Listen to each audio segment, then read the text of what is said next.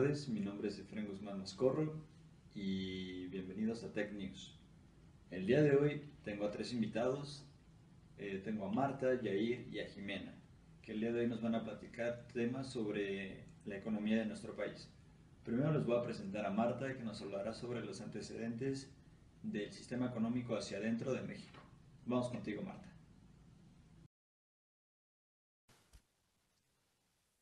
Muchas gracias, Efraín. Saludos hasta el estudio. Bueno, es un placer a toda la audiencia que nos escucha el día de hoy. A continuación les proporcionaré la información sobre los antecedentes del modelo económico hacia adentro.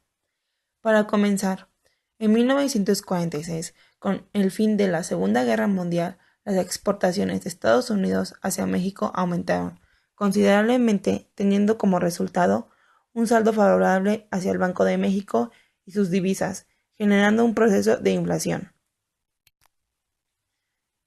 Para todo esto, el gobierno de Miguel Alemán buscó combatir la inflación mediante el incremento de la producción agrícola e industrial a través de las sustituciones de importaciones de modelo económico basado en poner limitaciones a las exportaciones y crear facilidades a la producción y venta de mercancía nacional. Sin embargo, en 1948, las importaciones siguieron creciendo, al igual que la inflación, generando un desequilibrio en la balanza de pagos de México. Todo esto, el gasto público, fue destinado a lo largo del sexenio a incentivar el crecimiento económico a costa de reducir el gasto en el bienestar social.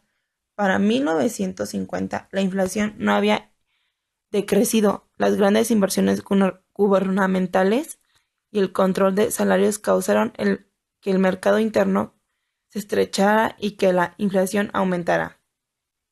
Bueno, todo esto fue la información recolectada de los antecedentes del modelo económico hacia adentro. Fue un placer haber estado con ustedes el día de hoy y a continuación regresamos al estudio con Efraín. Gracias. Muchas gracias por la información, Marta. Bueno, ahora vamos a ir con Jimena Zamora, que nos explicará las etapas de este modelo. Vamos contigo, Jimena. Efren, muchas gracias. Buenas tardes a todos. Yo les voy a platicar acerca de las tres etapas de este modelo. La primera etapa es llamada crecimiento con inflación, de 1940 a 1958. Este es el inicio de la industrialización por medio del modelo sustitución de importaciones, lo cual implica disminuir la compra a extranjeros e impulsar la industria en el país. Esto ocasiona el crecimiento del Producto Interno Bruto. Esta etapa fue gobernada por tres presidentes, cada uno en su sexenio correspondiente. Los tres provenían del Partido Revolucionario Institucional, mejor conocido como el PRI.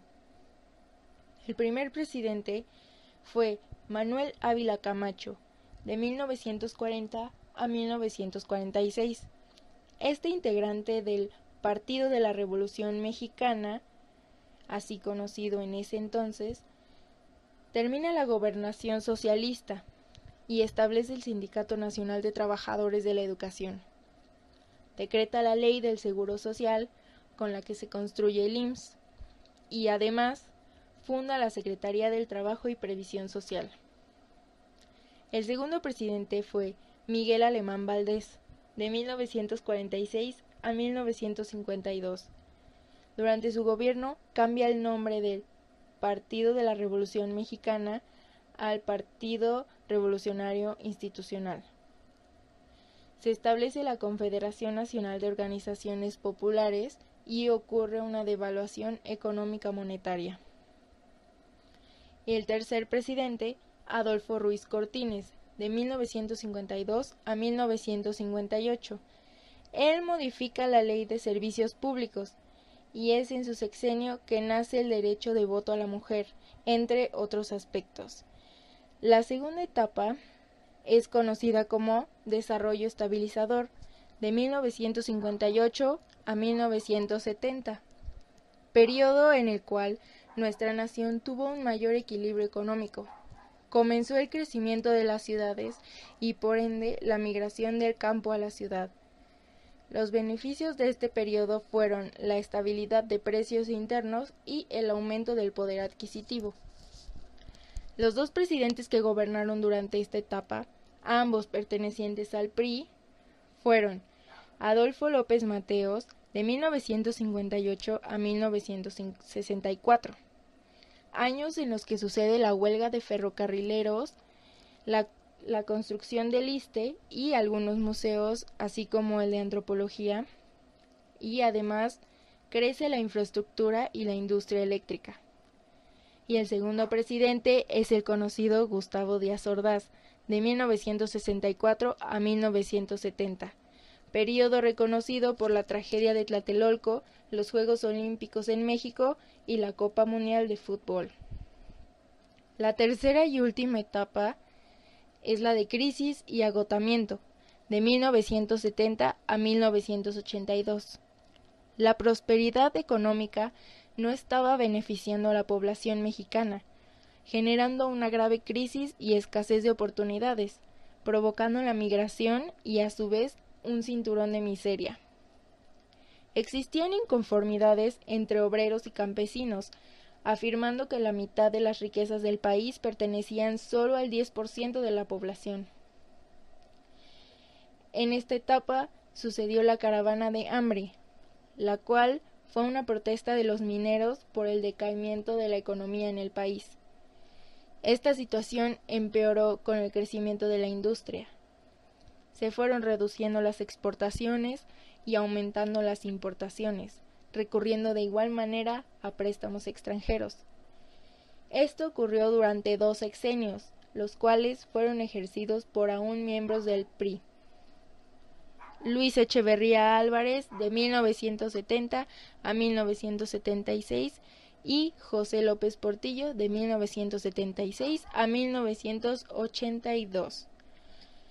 Bueno, eso es todo de mi parte. Les he hablado sobre las 3 diferentes etapas del modelo económico hacia abajo en México.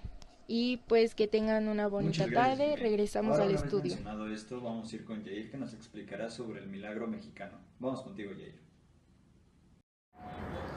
Hola Efraín, muy buenos días y muchas gracias. Yo les voy a hablar brevemente sobre lo que fue el milagro mexicano. Esta etapa comenzó en 1940 y se llamó el milagro mexicano. Se caracterizó por ser de un crecimiento sostenido y fue el cambio hacia la formación de una nación moderna e industrializada. Esta etapa constó de 2 partes, el crecimiento hacia afuera y el crecimiento hacia adentro, que ya expusieron mis compañeras anteriormente. Una comenzó en 1940 y terminó en 1956. Y por su parte la otra comenzó en 1956 y terminó en 1970. Esto por el momento, Efraín, volvemos contigo. Ahora yo les platicaré sobre el movimiento estudiantil de 1968, mejor conocido como la Matanza de Tlatelolco.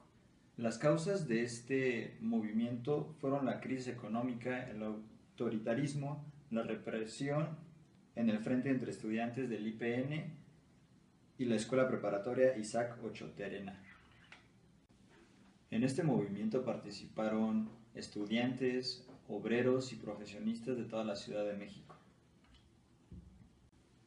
Este acontecimiento dio lugar en la Plaza de las Tres Culturas de Tlatelolco el 2 de octubre de 1968. Hasta la fecha no se sabe cuántos heridos, asesinados, encarcelados hay. En su momento, el reporte oficial eran 20 muertos, pero hasta la fecha nadie sabe cuántos hay. Este hecho fue cometido por el grupo paramilitar, el Batallón Olimpia, quienes iban vestidos de civiles y comenzaron a disparar, y esto dio permiso a los militares de que comenzaran a disparar y ocasionara dicha matanza. Bueno, y con eso damos fin al programa de hoy. Gracias a mis invitados por estar aquí conmigo, gracias a ustedes por vernos ahí en casa, y les deseo un excelente día.